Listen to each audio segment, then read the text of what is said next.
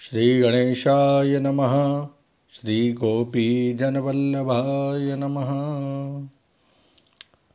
श्रीमद्भागवत महापुराण महात्म्य अथ पंचमोध्याय। धुंधकारी को प्रेत योनि की प्राप्ति और उससे उद्धार। सूत जी कहते हैं, शौनक जी, पिता के वन चले जाने पर एक दिन धुंधुकारी ने अपनी माता को बहुत पीटा और कहा, बता धन कहाँ रखा है, नहीं तो अभी तेरी लुहाटी जलती हुई लकड़ी, जिसे कोयला कहते हैं, लुहाटी से खबर लूँगा।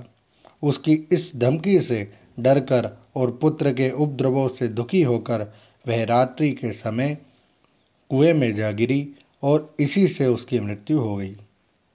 योगनिष्ठ गोकर्ण जी तीर्थ यात्रा के लिए निकल गए। उन्हें इन घटनाओं से कोई सुख या दुख नहीं होता था, क्योंकि उनका नाम कोई मित्र था ना शत्रु। धुंधुकारी ने 5 वेश्याओं के साथ घर में रहने लगा। उनके लिए भोग सामग्री जुटाने की चिंता ने उसकी बुद्धि नष्ट कर दी और वह नाना प्रकार के अत्यंत क्रूर कर्म करने लगा। एक दिन उन कुलटाओं ने उससे बहुत से गहने मांगे। वह तो काम से अंधा हो रहा था, मौत की उसे कभी याद नहीं आती थी। बस उन्हें जुटाने के लिए वे घर से निकल पड़ा। वे जहाँ तहाँ से बहुत सा धन चुराकर घर लौट आया तथा उन्हें कुछ सुंदर वस्त्र और आभूषण ला कर दिए। चोरी का बहुत माल देखकर रात्रि के समय स्त्रियों ने विचार किया कि यह नित्य ही चोरी करता है, इसलिए इसे किसी दिन अवश्य राजा पकड़ लेगा। राजा ये सारा धन छीनकर इसे निश्चय ही प्राणदंड देगा। जब एक दिन इसे मरना ही है, तब हम ही धन की रक्षा के लिए गुप्त रूप से इसको क्यों ना मार डालें। इसे मारकर हम इसका माल लेकर जहाँ कहीं चले जाएंगे।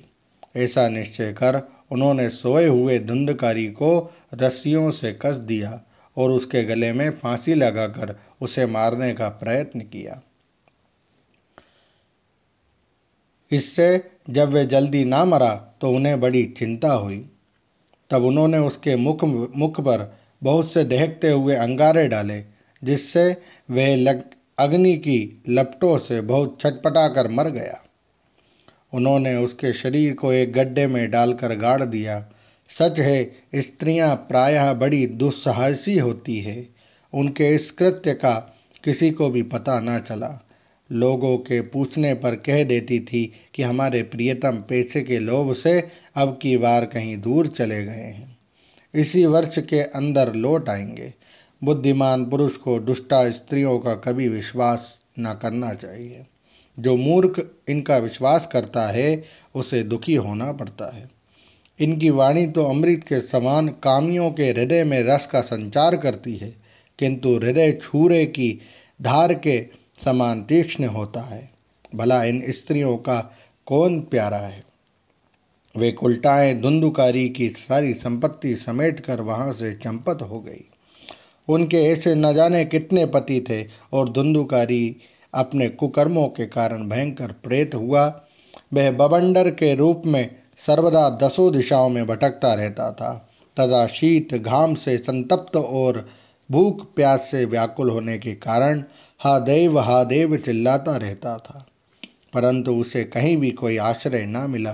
कुछ काल बीतने पर गोकर्ण ने भी लोगों के मुख से धुंधुकारी की मृत्यु का समाचार सुना।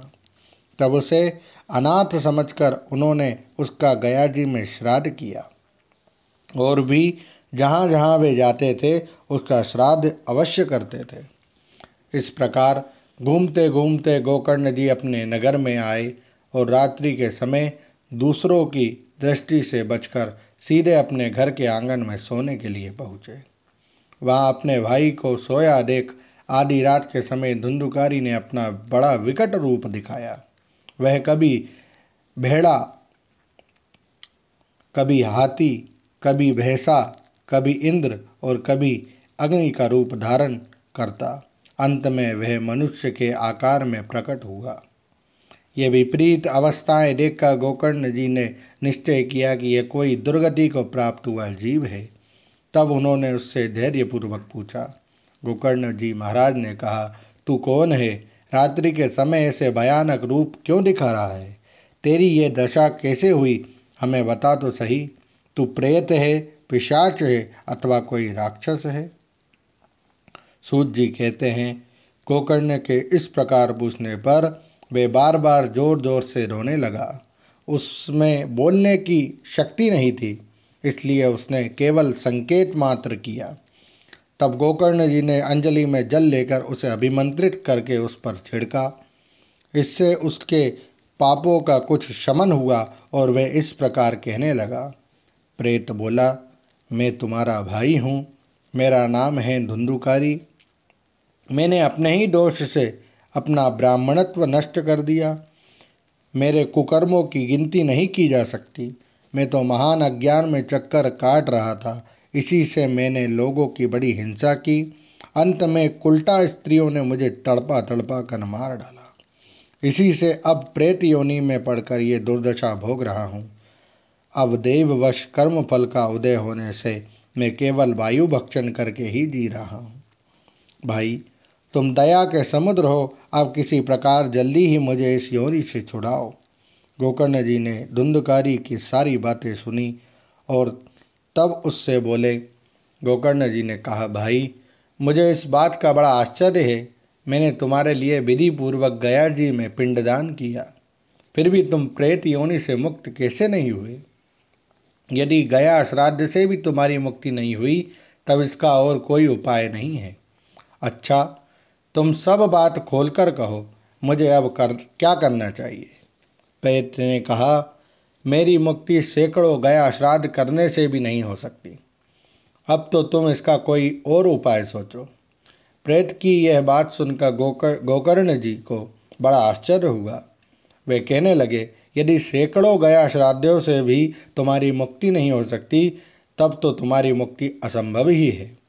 अच्छा, अभी तो तुम निर्भय होकर अपने स्थान पर रहो, मैं विचार करके तुम्हारी मुक्ति के लिए कोई दूसरा उपाय करूँगा। गोकर्ण जी की आज्ञा पाकर धुंधुकारी वहाँ से अपने स्थान पर चला आया। इधर गोकर्ण जी ने रात भर विचार किया, तब भी उन्हें कोई उपाय नहीं सूझा। प्रातःकाल उनको आया देख लोग प्रेम से उनसे मिलने आए। तब गोकर्ण जी ने रात में जो कुछ जिस प्रकार हुआ था वह सब उन्हें सुना दिया। उनमें जो लोग विद्वान, योगनिष्ठ, ज्ञानी और वैराग्य थे, उन्होंने भी अनेकों शास्त्रों का उलट पलट कर देखा, तो भी उसकी मुक्ति का कोई उपाय न मिला। तब सब ने यही निश्चय किया कि इस विषय में सूर्य नारायण जो आज्ञा करे वही करना चाहिए। अतः गोकर्ण जी ने अपने तपोबल से सूर्य की गति को रोक दिया। उन्होंने स्तुति की, भगवान, आप सारे संसार के साक्षी हैं, मैं आपको नमस्कार करता हूँ। आप मुझे कृपा करके धुंधुकारी की मुक्ति का साधन बताइए। गोकर्ण की यह प्रार्थना सुनकर सूर्यदेव ने दूर से ही स्पष्ट शब्दों में कहा, श्रीमद् भागवत से मुक्ति हो सकती है, इसलिए तुम उसका सप्ताह पारायण करो। सूर्य का ये धर्ममय वचन वहाँ सभी ने सुना। तब सब ने यही कहा कि प्रयत्न पूर्वक यही करो।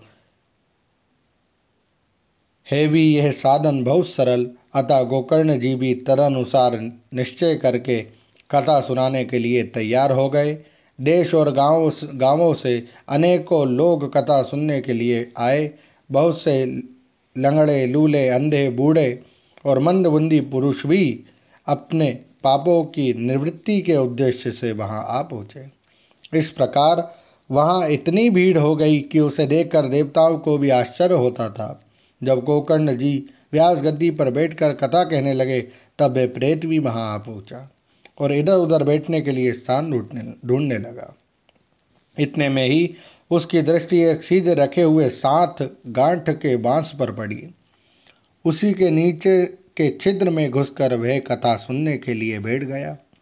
वायु रूप होने के कारण वह बाहर कहीं बैठ नहीं सकता था, इसलिए बांस में घुस गया।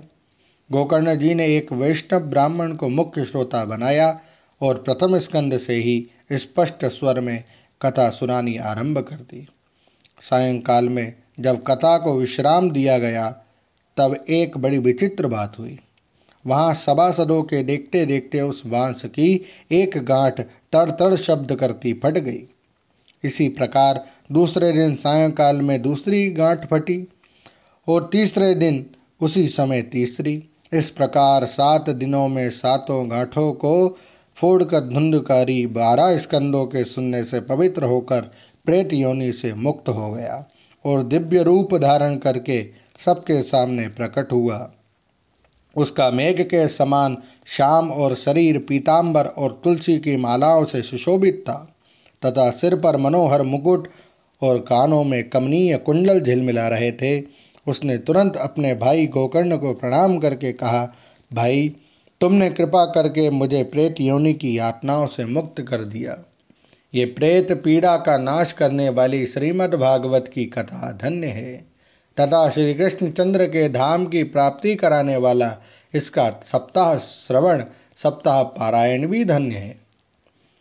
जब सप्ताह श्रवण का योग लगता है तब सब पाप थर्रा उठते हैं कि अब ये भागवत की कथा जल्दी ही हमारा अंत कर देगी। जिस प्रकार आग गीली सूखी छोटी बड़ी सब तरह की लकड़ियों को जला डालती है, उसी प्रकार ये सप्ताह श्रवण मन वचन और कर्म द्वारा किए हुए नए पुराने छोटे बड़े सभी प्रकार के पापों को भस्म कर देता है।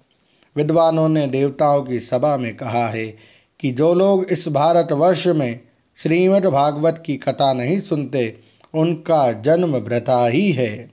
भला मोह पूर्वक लालन पालन करके यदि इस अनित्य शरीर को हृष्ट पुष्ट और बलवान भी बना लिया तो भी श्रीमद् भागवत की कथा सुने बिना इससे क्या लाभ हुआ। अस्थियां ही इस शरीर के आधार स्तंभ हैं। नस नाड़ी रूप रस्सियों से यह बंधा हुआ है। ऊपर से इस पर मांस और रक्त थोपकर इसे चर्म से मढ़ दिया गया है। इसके प्रत्येक अंग में दुर्गंध आती है क्योंकि है तो यह मल मूत्र का भांड ही। वृद्धावस्था और शोक के कारण ये परिणाम में दुख में ही है। रोग का तो घर ही ठहरा। यह निरंतर किसी न किसी कामना से पीड़ित रहता है। कभी इसकी तृप्ति नहीं होती। इसे धारण किए रहना भी एक भार ही है। इसके रोम रोम में दोष भरे हुए हैं और नष्ट होने से इसे एक क्षण भी नहीं लगता। अंत में यदि इसे गाड़ दिया जाता है तो इसके कीड़े बन जाते हैं। कोई पशु खा जाता है तो ये विष्ठा हो जाता है और अग्नि में जला दिया जाता है तो भस्म की ढेरी हो जाता है। ये 3 ही इसकी गतियां बताई गई है। ऐसे अस्थिर शरीर से मनुष्य अविनाशी फल देने वाला काम क्यों नहीं बना लेता। जो अन्न प्रातः काल पकाया जाता है वह सायंकाल तक बिगड़ जाता है। फिर उसी के रस से पुष्ट हुए शरीर की नित्यता कैसी। इस लोक में सप्ताह श्रवण करने से भगवान की शीघ्र ही प्राप्ति हो सकती है। अतः सब प्रकार के दोषों की निवृत्ति के लिए एकमात्र यही साधन है। जो लोग भागवत की कथा से वंचित हैं वे तो जल में बुदबुदे और जीवों में मच्छरों के समान केवल मरने के लिए ही पैदा होते हैं। भला जिसके प्रभाव से जड़ और सूखे हुए बांस की गांठें फट सकती है, उस भागवत कथा का श्रवण करने से चित्त की गांठों का खुल जाना कौन बड़ी बात है। सप्ताह श्रवण करने से मनुष्य के हृदय की गांठ खुल जाती है। उसके समस्त संशय छिन्न भिन्न हो जाते हैं और सारे कर्म क्षीण हो जाते हैं। ये भागवत कथा रूप तीर्थ संसार के कीचड़ को धोने में बड़ा ही पटु है। विद्वानों का कथन है कि जब ये हृदय में स्थित हो जाता है तब मनुष्य की मुक्ति निश्चित ही समझनी चाहिए। जिस समय धुंधकारी ये सब बातें कह रहा था, जिसके लिए वैकुंठवासी पार्षदों के सहित एक विमान उतरा, उससे सब और मंडलाकार प्रकाश फैल रहा था। सब लोगों के सामने ही धुंधकारी उस विमान पर चढ़ गया। तब उस विमान पर आए हुए पार्षदों को देखकर उनसे गोकर्ण जी ने यह बात कही। गोकर्ण जी ने पूछा, भगवान के प्रिय पार्षदों, यहाँ हमारे अनेकों शुद्ध हृदय श्रोतागण हैं। उन सब के लिए आप लोग एक साथ बहुत से विमान क्यों नहीं लाए? हम देखते हैं कि यहाँ सभी ने समान रूप से कथा सुनी है, फिर फल में इस प्रकार का भेद क्यों हुआ, ये बताइए। भगवान के सेवकों ने कहा, हे मानद, इस फल भेद का कारण इनके श्रवण का भेद ही है। ये ठीक है कि श्रवण तो सबने समान रूप से ही किया है, किंतु इसके जैसा मनन नहीं किया। इसी से एक साथ भजन करने पर भी उसके फल में भेद रहा। इस प्रेत ने 7 दिनों तक निराहार रहकर श्रवण किया था तथा सुने हुए विषय का स्थिर चित्त से ये खूब मनन निधिध्यासन भी करता रहता था। जो ज्ञान दृढ़ नहीं होता वे व्यर्थ हो जाता है। इसी प्रकार ध्यान न देने से, श्रवण का, संदेह से, मंत्र का और चित्त के इधर उधर भटकते रहने से जप का भी कोई फल नहीं होता। वैष्णवहीन देश, अपात्र को कराया हुआ श्राद्ध का भोजन, अश्रोत्रिय को दिया हुआ दान एवं आचारहीन कुल, इन सब का नाश हो जाता है। गुरु वचनों में विश्वास, दीनता का भाव, मन के दोषों पर विजय और कथा में चित्त की एकाग्रता इत्यादि नियमों का यदि पालन किया जाए तो श्रवण का यथार्थ फल मिलता है। यदि ये श्रोता फिर से श्रीमद् भागवत की कथा सुने तो निश्चय ही सबको वैकुंठ की प्राप्ति होगी। हो गोकर्ण जी, आपको तो भगवान स्वयं आकर गोलोक धाम में ले जाएंगे। यों कहकर वे सब पार्षद हरि कीर्तन करते हुए वैकुंठ लोक को चले गए। श्रावण मास में गोकर्ण जी ने फिर उसी प्रकार सप्ताह क्रम से कथा कही और उन श्रोताओं ने उसे फिर सुना। नारद जी, इस कथा की समाप्ति पर जो कुछ हुआ वे सुनिए। वहाँ भक्तों से भरे हुए विमानों के साथ भगवान प्रकट हुए। सब ओर से खूब जय जयकार हुआ और नमस्कार की ध्वनियाँ होने लगी। भगवान स्वयं हर्षित होकर अपने 5 जन्य शंख की ध्वनि करने लगे और उन्होंने गोकर्ण को हृदय से लगाकर अपने ही समान बना लिया। उन्होंने क्षण भर में ही अन्य सब श्रोताओं को भी मेघ के समान श्यामवर्ण, रेशमी पीताम्बरधारी तथा किरीट और कुंडलादि से विभूषित कर दिया। उस गांव में कुत्ते और चांडाल पर्यंत जितने भी जीव थे वे सभी गोकर्ण जी की कृपा से विमानों पर चढ़ा लिए गए तथा जहाँ योगीजन जाते हैं उस भगवत धाम में वे भेज दिए गए। इस प्रकार भक्त वत्सल भगवान श्री कृष्ण कथा श्रवण से प्रसन्न होकर गोकर्ण जी को साथ ले अपने ग्वाल वालों के प्रिय गोलोक धाम में चले गए। पूर्व काल में जैसे अयोध्यावासी भगवान श्री राम के साथ साकेत धाम सिधारे थे, उसी प्रकार भगवान श्री कृष्ण उन सबको योगी दुर्लभ 2 गोलोक धाम को ले गए, जिस लोक में सूर्य, चंद्रमा और सिद्धों की भी कभी गति नहीं हो सकती, उसमें वे श्रीमद् भागवत कथा श्रवण करने से चले गए। नारद जी, सप्ताह यज्ञ के द्वारा कथा श्रवण करने से जैसा उज्ज्वल फल संचित होता है उसके विषय में हम आपसे क्या कहें। अजी, जिन्होंने अपने कर्णपुट से गोकर्ण जी की कथा के एक अक्षर का भी पान किया था वे फिर माता के गर्भ में नहीं आए।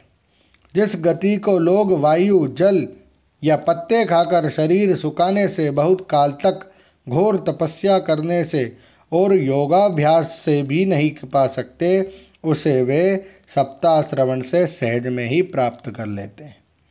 इस परम पवित्र इतिहास का पाठ चित्रकूट पर विराजमान मुनीश्वर शांडिल्य भी ब्रह्मानंद में मग्न होकर करते रहते हैं। ये कथा बड़ी ही पवित्र है।